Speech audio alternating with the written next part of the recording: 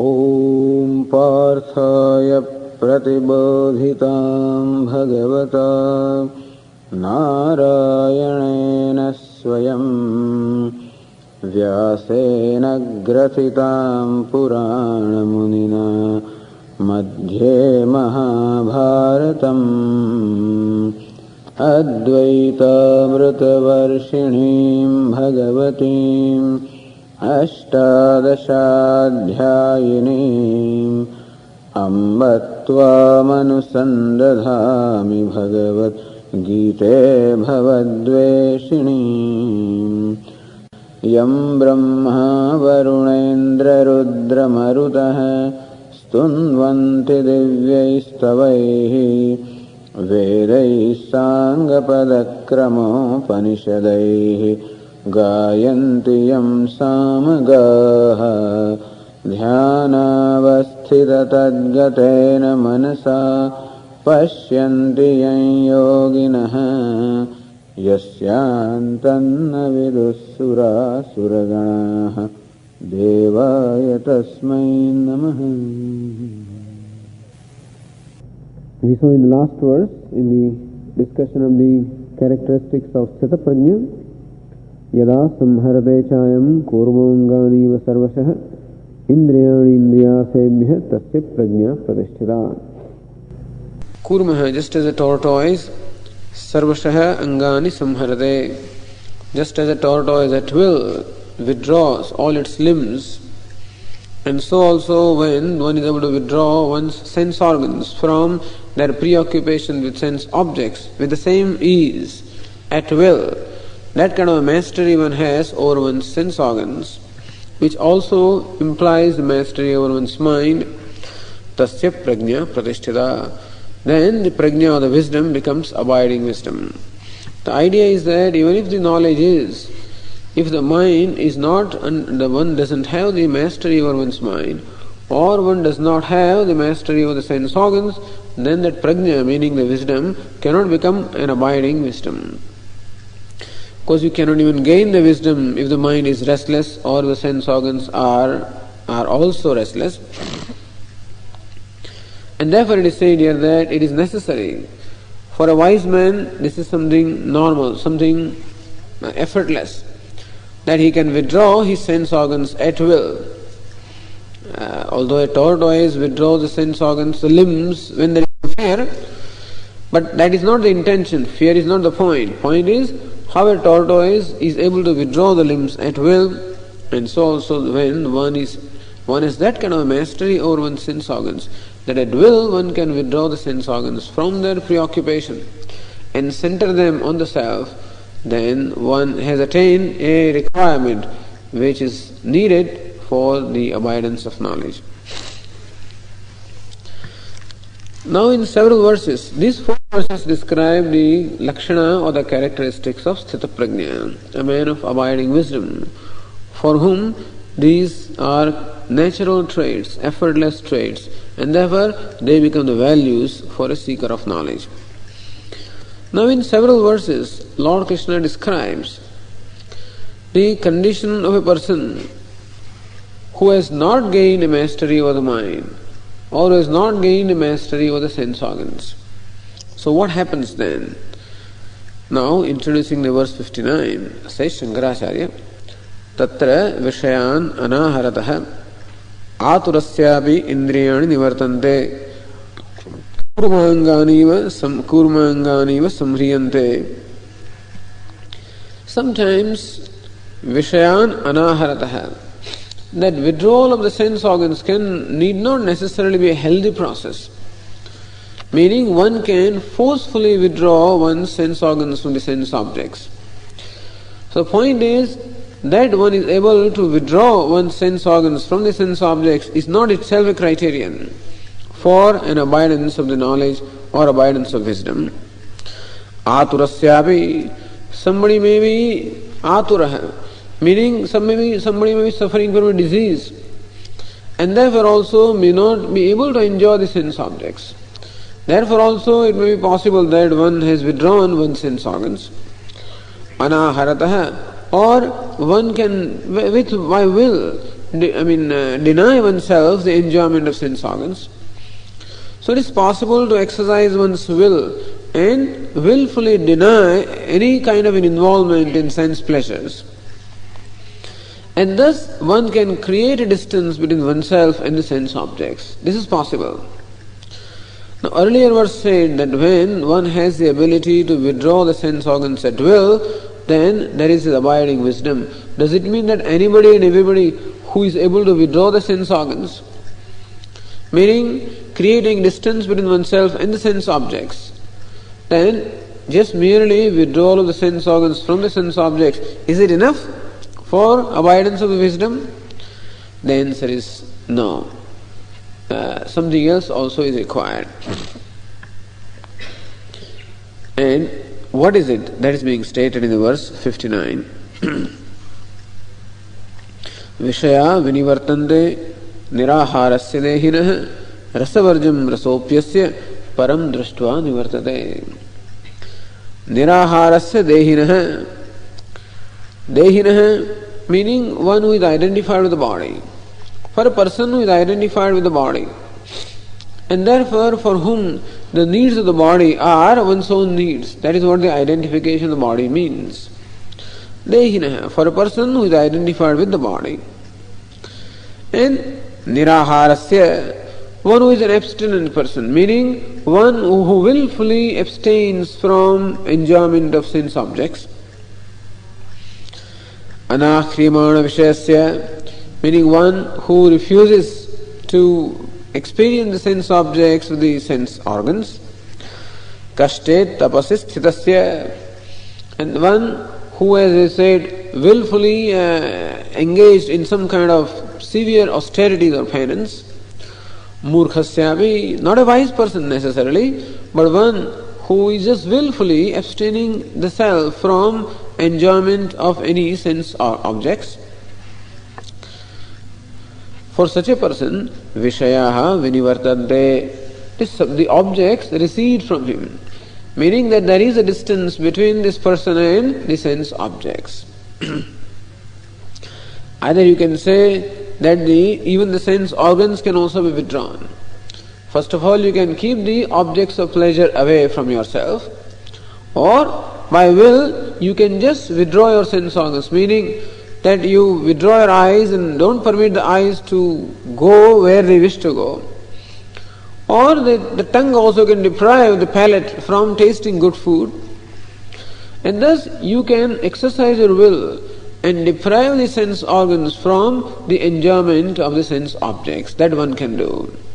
And therefore the sense objects also recede away from this person, meaning the person has created a distance between the sense objects and himself.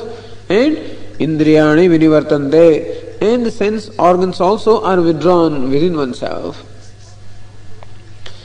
But this is possible for an ignorant person also. All that requires is, it requires a will, it requires a hatha, it requires just a firm resolve that that's all, I'm not going to eat food, I'm not going to see a movie, I'm not going to watch TV, I'm not going to do this, and so on and so forth. This one can do. And thus, sense objects go away. Sense objects recede away from him, or the sense organs are withdrawn from the sense objects. But rasavarjam, leaving the rasa. Rasa here is asaktihi, ragaha, the attachment or the fascination for the sense objects, that does not go away. So a sense object, there can be a physical separation between this person and the sense object, but as far as the fascination for that sense object is concerned, that does not go away. The idea is that we cannot exercise our will as far as the fascination or attachment to the things are concerned. So that is where the will is cannot be exercised.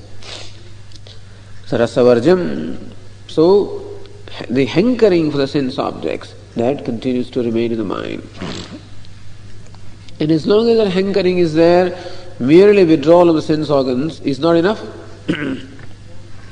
So it is necessary that one should even become free from hankering or fascination or the value that one has for the sense objects, for the sense pleasures. Says there are two kinds of hankering. Two stages of hankering is there. One is what we may call gross, and another is what we may call subtle. So a gross person has an hankering, that he just thinks that the objects have the pleasure. And so he thinks that the world offers all the pleasures and enjoyment in life, and therefore out of just that misapprehension or misconception on his part, he runs after the sense objects. This is a very gross hankering, which shows a lack of viveka or discrimination on his part. And this is how the common people are. And that kind of a gross hankering one can become free from by what we call viveka or discrimination. That when one analyzes one's experiences and discriminates as to where the happiness is or what exactly is the nature of happiness from the sense objects, then one realizes that even if you think that there is happiness in the sense objects, it is only fleeting and also always accompanied with a lot of pain. As we said, there is pain involved in acquiring a sense object because nothing comes by itself. You have to make an effort to acquire something. That involves effort and pain. And when that thing that you love goes away from you, which it will today or tomorrow, then again there is a pain of separation. And even when you are experiencing something, there is always an apprehension that this is not adequate. One is always aware of the inadequacy of the pleasure that a given sense object gives because it could always be better. One feels that a given thing is nice, all right. So today's dish is good, all right, but not like that day. Or when I went to a given restaurant, it was like this. Or when I saw that place, it was like that. And therefore, even though we may derive a degree of satisfaction from a given thing, still it always leaves something to be desired. And therefore, a sense of dissatisfaction still remains. And so when one analyzes really the nature of the happiness that comes from the contact of the sense organs with sense objects, one finds that there is only pain involved at every level. And the price that one has to pay for it is never, the price that we never actually take into account the price that we have to pay for it. And the price that we are paying for every little enjoyment of a sense object is so much more than what we derive as a result of the pleasure of the sense object. And when one sees this, and as you said again and again, the sense objects are all inert. An inert thing cannot give me happiness. The only thing that can give me happiness is that which is conscious, which is the self. So self alone, which is consciousness or conscious being, that alone has the capability of giving me the happiness. And so, even when I think that the happiness is coming from a sense object, in fact it is coming only from the self. This also one can see by analysis. Thus one has to make the mind, one has to do this again and again. This is called dosha darshanam.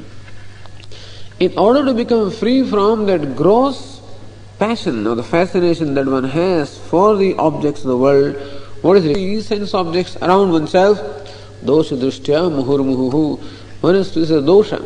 One is to see the defects or the problems associated with these sense pleasures, and thus make the mind see. The idea is, it is not that we force the mind or that we suppress the desire or anything, but we have to make the mind see again and again the nature of the happiness, the limitations of the happiness, the price that is to be paid, and we have to make the mind see this again and again, that viveka or discrimination is required. From discrimination or viveka arises vairagya or dispassion, meaning freedom from the passion for the sense pleasures. And thus when the mind is free from what we call the gross fascination, then still also some subtle fascination, sense pleasures, until the mind is made to see the happiness of the self, so long the mind will continue to have hankering.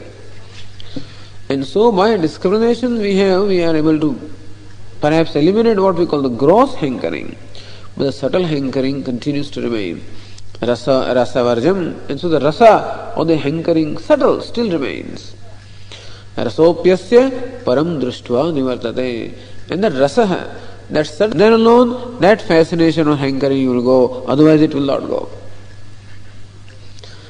And therefore it is necessary that one must make a concerted effort to know the nature of oneself and to discover that the self is of the nature of happiness or ananda that one is seeking. And when mind gains sight, then let the mind be made to discover the happiness which is within the self. And therefore, one has to make that effort to quieten the mind, contemplate upon the nature of the self, and learn to gain the subtle happiness that is there within oneself, or which is the nature of the self. And thus, ultimately, the mind will become totally free from its hankering or fascination from the sense objects. In general, param drushtva nivardate. Whenever in life we discover something superior, that fascination for the inferior goes away. And so, as in life also, there was a time perhaps when I loved film music, pop songs, or whatever it is. And then as one gets exposed to what we call light classical music and you start enjoying that, the taste for the pop also goes away. This is our own experience. That as you start studying your Vedanta and start gaining the joy of learning the scriptures, of the scriptures, of the language, of the bhashya, the commentary, of the thoughts involved, and as the mind even gains the subtle intellectual pleasure, its needs for many gross pleasures automatically drops off. Thus, we have to constantly make the mind be exposed to subtler and subtler levels of pleasure. And then alone, it will become free from the hankering for the grosser pleasures. This is a total satisfaction from within the self.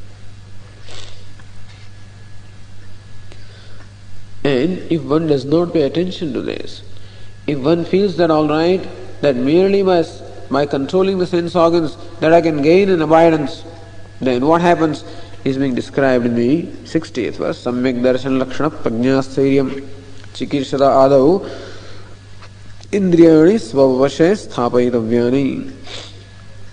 It is also necessary. Whatever they want, my hands can indulge in whatever they want. Is it okay? If my mind is under control of myself, but the sense organs are not under my control, suppose, then what does it matter? Does it matter? Says yes, that also matters. So first we said that as far as the mind is concerned, the rasa or the hankering should slowly the mind should become free from that, and that is how the mind becomes. To hyapi kaunteya purushasya vipaschitah indriyani pramathini haranti prasabham manah. Says, hey Kaunteya, addressing Arjuna, Lord Krishna says, yatataha api Kaunteya purushasya vipaschitaha. Now Lord Krishna talks of a purusha or a person, vipaschitaha. Vipaschit means intelligent, meaning, and one who is constantly striving. And what is the nature of the effort one is making? Dosha darshanam, vishaya dosha darshanam. As I said, again and again we make our mind see the dosha or the defect involved in the sense pleasures. Yatatahapi prayatnam kurvatahapi. Even though one is making very sincere effort. Purushasya vipaschitaha. And this person also is learned in the scriptures, must be kept in control. Pramathini, pramathana shilani. Because the sense organs are also very turbulent.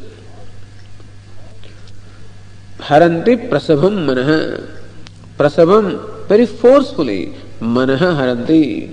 These sense organs also can be so turbulent that they can forcefully pull away the mind from its focus of attention and ultimately make the mind fall into the sense objects.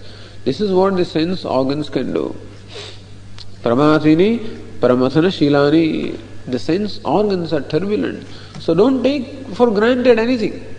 Doesn't matter what I do with my hand or what I touch, and it matters. Or what I say with my speech, it matters. What I see or read with my eyes matters. What I hear with my ears matters.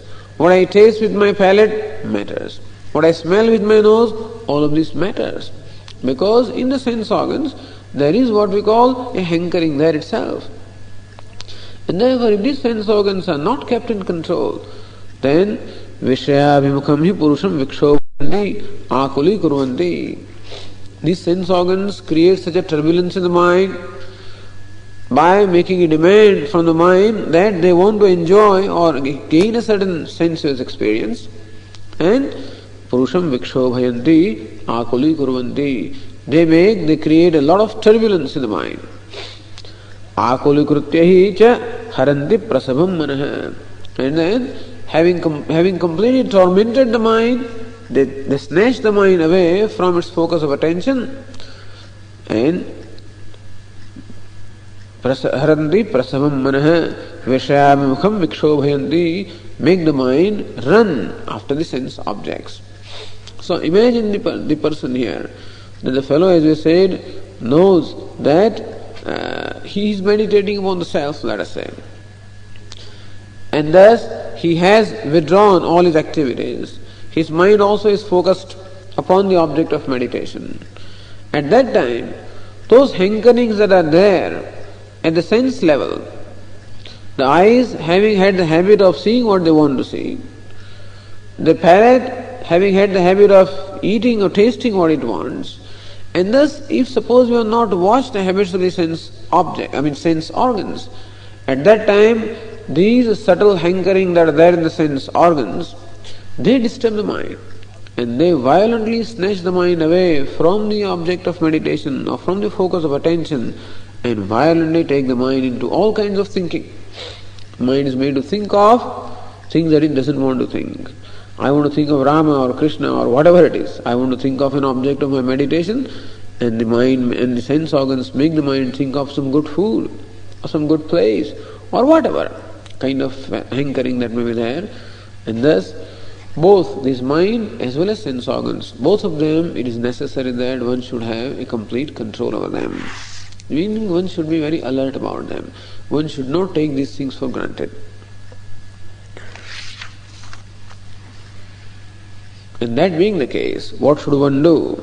And that is being said in the verse 61, Tani sarvani sanyamya yukta asida matparah vashehi yasyendriyani tasya prajna pratisthita. Tani sarvani sanyamya, and therefore sanyamya, controlling all the sense organs, yuktaha asida matparaha, yuktaha samahitaha san, with a single pointed mind, matparaha asida, one should sit down, matparaha. So how should one sit down? That's what the Lord is saying. Where should the mind be focused? Tani sarvani sanyamya, and therefore one should keep the sense organs under control. It is not only enough that we keep the sense organs under control at the time of meditation, but that the sense organs are under control at all of the time also. If you allowed them to indulge themselves in whichever activities they want, it's not going to be possible that at the time of meditation that they remain in control of myself. Or similarly, if I allowed my mind also to indulge in whichever way it wants, it is not going to be possible that the mind remains within my control at the time of meditation. And so this would be possible if a person is living a life of what we call discipline, which is of course preceded by viveka or discrimination. We are not talking about suppression of the mind or suppression of sense organs, but we are talking about a self-control that is born out of viveka or discrimination. Because of the values. I have understood and I have certain values. And the value is that I want a mind that is an abiding mind. I want my sense organs which are also abiding. And then alone I can have an abiding knowledge. I want a contemplative mind. I do not want a distracted mind. And these are the values. And therefore, even when I find the demands from my mind or the sense organs, I do not fulfill those demands, knowing that these are all habitual demands. Habitually the sense organs demand. My palate always demands, it wants good food. And so remember, 7:30, time for food. 9 o'clock, time for snack. 10:30, time for coffee. All the time. If I have a refrigerator in my cabin and a stove and all kinds of supposed things are there, it is quite likely that every half an hour, 45 minutes, I will walk into the kitchen, open the refrigerator, have something here, have a candy there, have a sandwich there, have a little coffee here, and things of that sort. If I allow my tongue or my palate to have its freedom, if I allow the freedom to my legs to go wherever they want, this evening I went to this place, other evening I went to some other place. If I allow my mind, today I want to watch a movie, and third day I want to watch something else. If you allow these things and think, what is the big deal about this? That whenever I want, I will be able to stop it, but you will not be able to stop it when you want. And so, Again, as I said, there should be no suppression, because suppression also brings about all kinds of distortions in the mind. At the same time, there should not be indulgence either. Indulgence is nothing but exhaustion and waste of the energy. Suppression is distortion of the mind. We are talking about viveka or discrimination, a discipline that is born of discrimination. Therefore, there should be these values in the life of a seeker. The values must be there. And if those values are there, then alone it is even possible for us to even have a quiet time. Otherwise it's so difficult to sit quietly. Because the mind makes different demands, the sense organs make their demands, and I cannot even sit quietly. So Lord Krishna says, Tāni sarvāni sayyamya. Therefore, controlling all the sense organs. Yukta means concentrating or focusing the mind. Matparah asid. Where should I focus my mind? Matparah, Lord Krishna says. Matparah means the one who is committed or devoted to me. Me means the Lord. Aham Vasudevah sarva pratyagatma parah yasya saha matparah na anyaham tasmadid asita ityartha. So this is something again natural or effortless for a wise man. Because of the mastery of the sense organs and the mind, when the wise man sits with himself, then where does he sit? Is he sitting in the body? No. Is he sitting in the home? No. Matparaha. He is sitting in the self. Aham Vasudevah sarva pratyagatma. Lord Krishna says, I is Vasudevah. So Lord Krishna is now talking from the standpoint of Vasudevah. As we explained, Vasudeva means the son of Vasudeva. But then the Vasudeva has a derivative meaning also. Vasuschaso devaha iti Vasudevaha. So one who is Vasu as well as Devaha is called Vasudevaha. Vasu means the one who dwells in the hearts of everyone. And Devaha is one who shines. So that shining being, the effulgent being who dwells in the hearts of all is called Vasudevaha. So this Vasudeva is Sarva Pratyagatma. He is the indwelling self of all. Paraha Yasya Saha. So one who is devoted to Vasudeva, or one who is committed to Vasudeva, one who is committed to the self, that is the self of all, that is the indwelling self of all. Saha Matparaha na anya aham tasmad. And therefore here the wise man is sitting or dwelling or abiding in Vasudeva, who is the self of all. I am that Vasudeva. I am the one who is the self of all. I am the one who is indwelling self of all and none else. In this knowledge he abides in Vasudeva, who is the self of all. So Tāni sarvāni sayyamya yukta asīda matparaha. And this is what a seeker of knowledge should do. Withdraw the sense organs from their respective activities, withdraw the mind, and all this process is going to be described in greater detail in the 6th chapter. Sankalpa prabhavan kaman tyaktva sarvana sheshatah manasaivaindriya gramam viniyamya samantatah shanaihi uparamet buddhya dhriti gruhitaya atma samsam manah krutva nakinjidapi chintayet. Then Lord Krishna says that slowly make the mind free from all the various kama, the desires. Sankalpa prabhavan kaman sarvan tyaktva asheshatah. Make the mind free from all the kama or all the desires or passions, because they are the distracting factor. Manasa eva indriya gramam niyamya. And bringing the sense organs under the control of the mind, intellect. Atma samsam manah krutva. And focusing the mind then upon the self. Na kinchidapi chintayet. May one not think of anything else. Meaning, bring the mind into the focus upon the self. What is the self? Vasudeva. Who is Vasudeva? The indwelling self of all. And that I am, in that knowledge, may one focus one's mind. And if one finds the mind wanders, yato nischardi manas chanchalam astiram. Since the mind is restless, therefore it may wander away again from its focus of attention. Tataha niyamya. Bring the mind back again. This will definitely happen. This alone is called meditation, where I try to focus my attention and the mind does wander off. Again I bring it back to the focus of attention, focus in. So, Atmanyo Vashamnayed, again bring it back under the control of the self. So this is how one has to constantly make an effort in order to bring the sense organs as well as the mind under mastery, not under forced control, but one should gain a mastery over the mind and sense organs. Vashehi yasyendriyani tasya prajna pratishtha. He, because yasya indriyani vashe, the one who has the sense organs under control, tasya prajna pratishtha.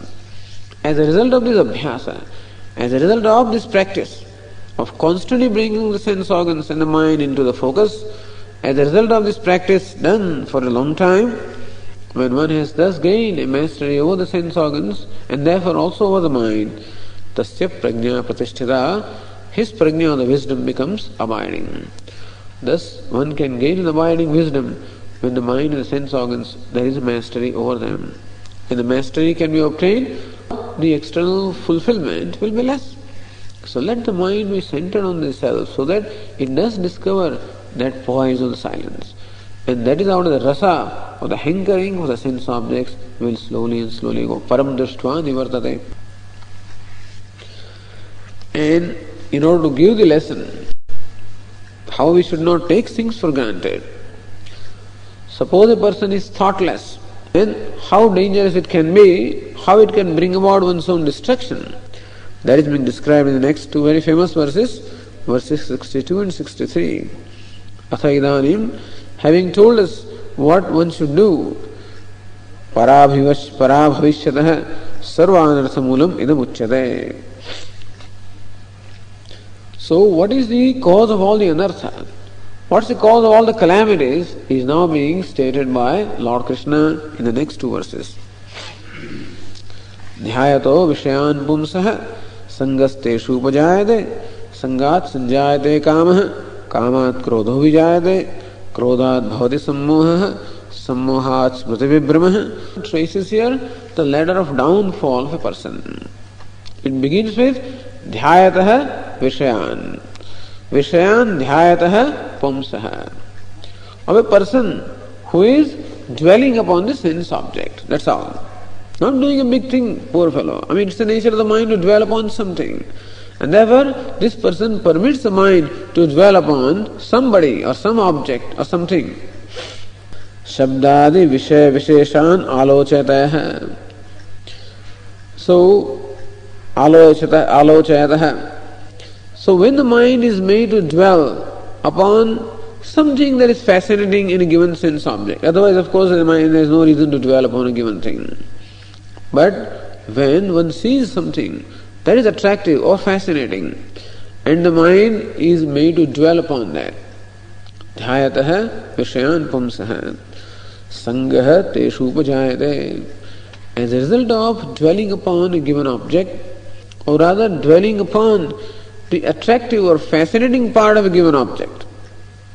If I dwell upon the sky or the stars or the sun or the moon, no attachment is going to happen there. But if I dwell upon a person or dwell upon a thing, dwell upon a car, dwell upon a new ornament, dwell upon a new dress, dwell upon some whatever, and I see some fascinating or charming aspect about it, which perhaps my own mind has superimposed anyway. Generally speaking, it is the mind itself that superimposes some fascination upon an object and then wants it.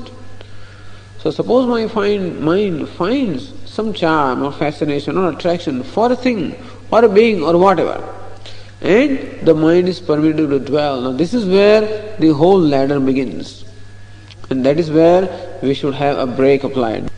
But then, as the mind dwells upon it, this is the nature of the mind, that's beautifully described here. That's the reason why we want to make our mind dwell upon something deliberately. This process can be reversed also, and that is what we call upasana. Spiritual practices also employ this particular nature of the mind. That whenever the mind is made to dwell again and again upon something, some beautiful thing, then an attachment for it arises. It goes both ways. For the sense objects also it goes, and for Lord also it goes. Here, of course, the discussion is about an attachment arises. A priti, a liking for that arises. Okay, a liking has arisen. Still, all the damage is not done. But as the liking arises, the mind again wants to dwell more and more on that. Sangat sanjayate kamaha. And from that general liking, kamaha, meaning trishna, a craving arises. So slowly the liking becomes more and more intense and ultimately it turns into what we call trishna or craving. And then the mind feels that I must have it, I cannot do without it. I wonder how I did all this time without this thing, And thus the mind wants it. It just cannot understand that this is trishna or this is kama. And then the mind must have it. When that craving has arisen, you cannot do without it. And therefore, you must have it. And therefore there arises in the mind this resolve, I must have this thing. Find when trishna or the craving arises, then it gives rise to what we call action. And therefore, an action emerges from the person in order to acquire that thing or gain it or enjoy it or experience it. Kamat krodha abhijayate. Now from this craving or the kama, kutaschit pratihatat. If for some reason or the other, suppose there is an obstruction in the fulfillment of this desire, that you want something badly, all right, but for some reason there is an obstruction, either because someone else also wants it, therefore, or you find that you are not capable of getting what you want, therefore, or you want something but that something doesn't want you, whatever, I don't know, there can be any number of obstacles be there in this world between what I want and what I really have. And suppose there is therefore an obstacle, a strong obstacle in the fulfillment of your desire or craving, krodha abhijayate, there arises what we call krodha or anger. So intensity of anger is going to be equal to the intensity of the craving that I had for the sense object. So krodha has arisen, anger has arisen. All that passion is now turned into anger. So Lord Krishna seems to say that from the passion, anger necessarily arises. That, of course, if my desire is satisfied, then there is no krodha, by the way.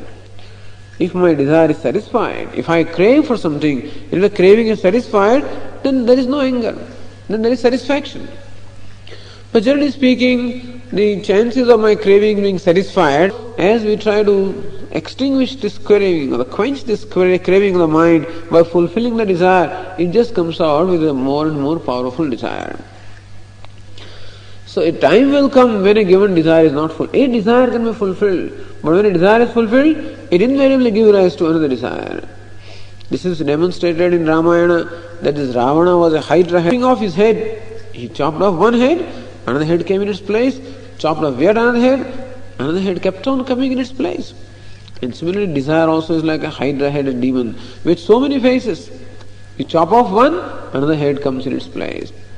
And that is how, because once the mind learns to depends upon its satisfaction upon something else, well, that inner dissatisfaction only will become more and more intense, and so fulfillment of one desire is bound to give rise to other desire. Desire knows that this fellow entertains us, and therefore it comes. And therefore, today or tomorrow, a day time will come when a given desire is not satisfied, and therefore, if not right away, the kama or the passion is invariably going to give rise to the anger. Or what happens also is the capability of a given object to give me satisfaction also reduces. Or my own capability of deriving happiness from a given object also reduces.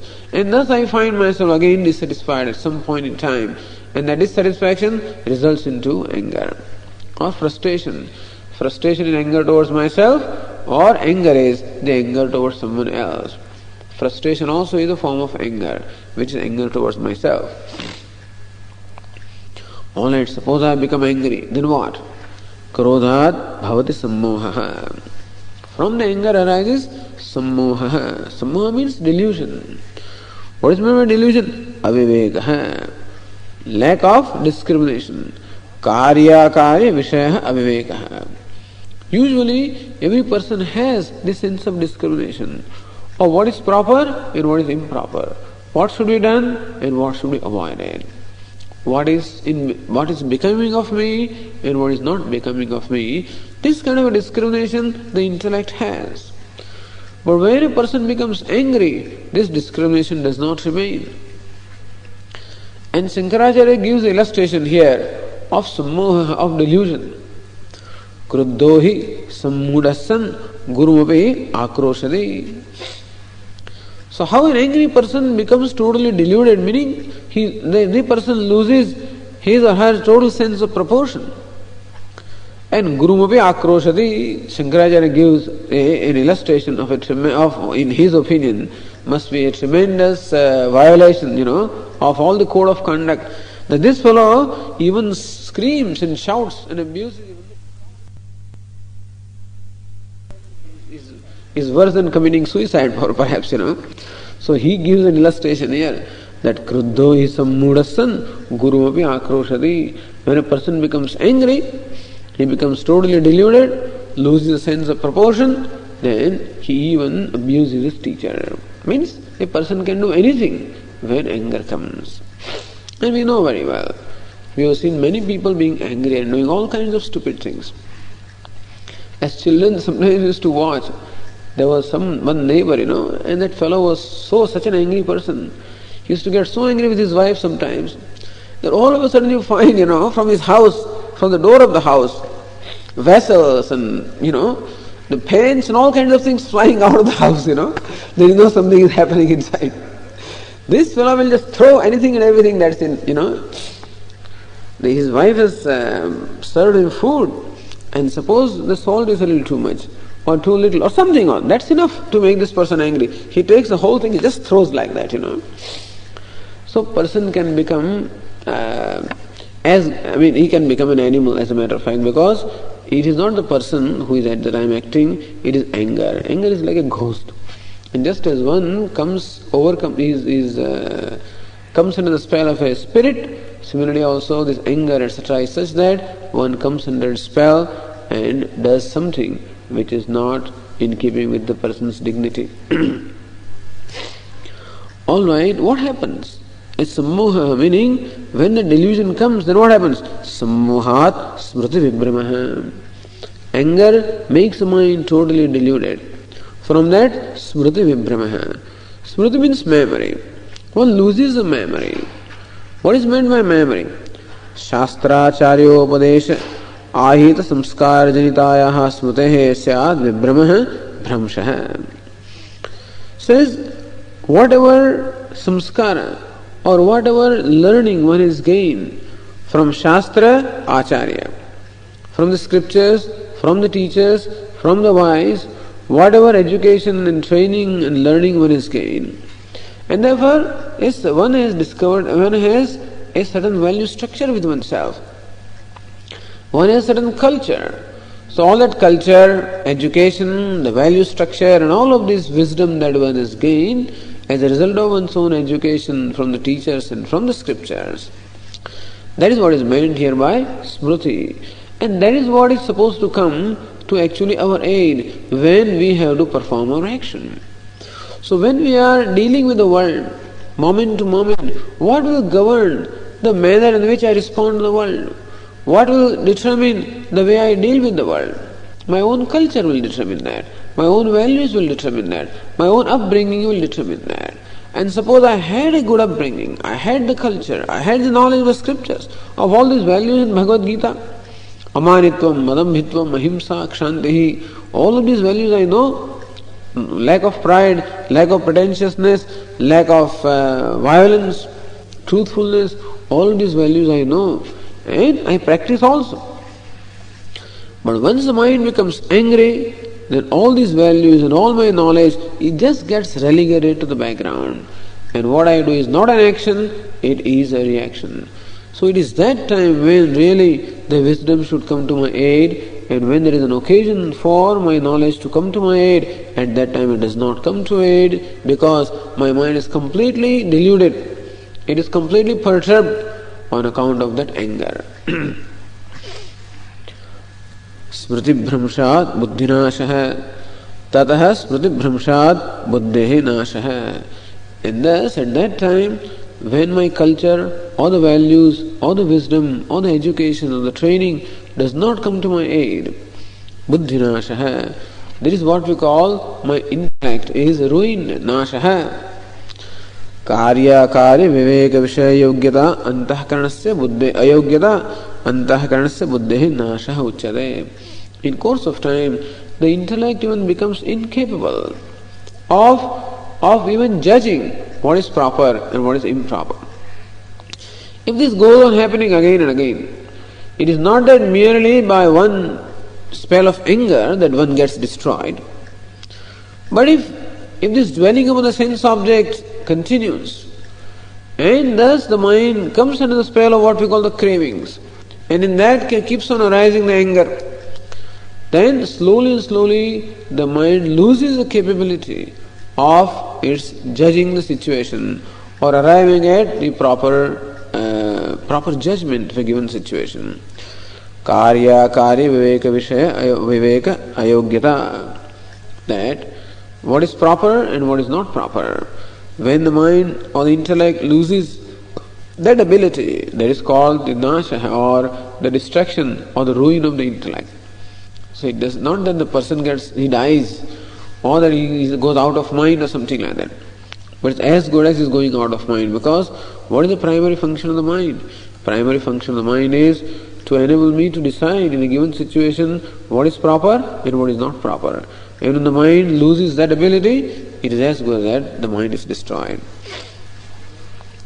Says buddhinashat pranashyati, and that is how the person himself gets ruined. When the buddhi or the intellect gets ruined, when a discriminative sense gets ruined, I am also ruined. Tavadeva hi purushah yavad antahkaranam tadiyam karya karya vishaya viveka yogyam.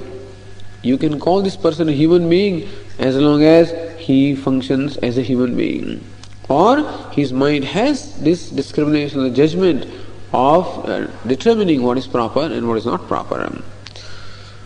Karya karya vishaya viveka yogyam tadayogyatve nashtaheva purusho bhavati. And when the mind becomes ayogyam, meaning incapable, nashtaheva purusho bhavati, the person also is ruined.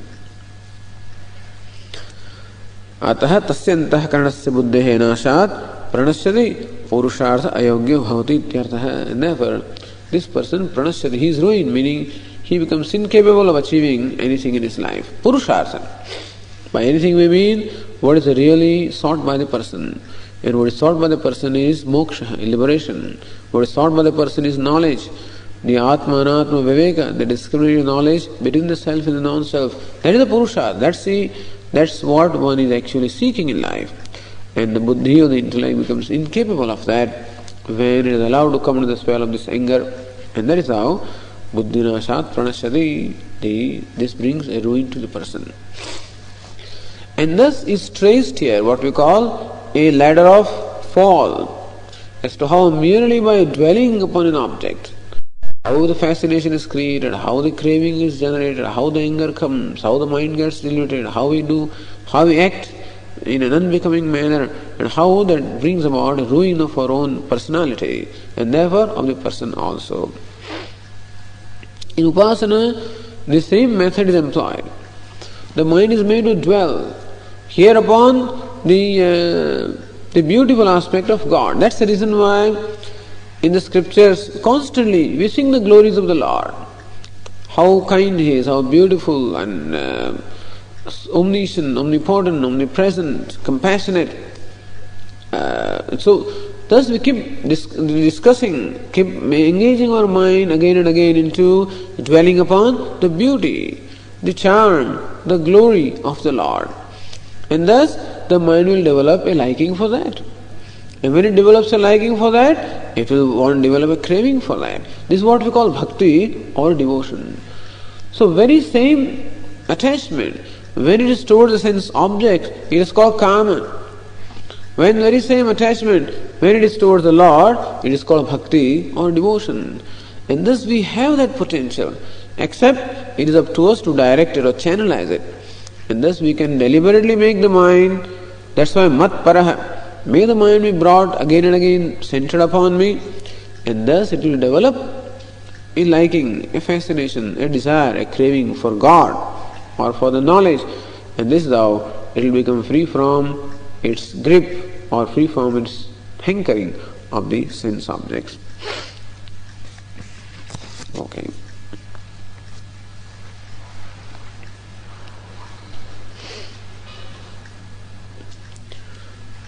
Om Purnamadah Purnamidam Purnat Purnamudachyate Purnasya Purnamadaya Purnameva Vashishyate.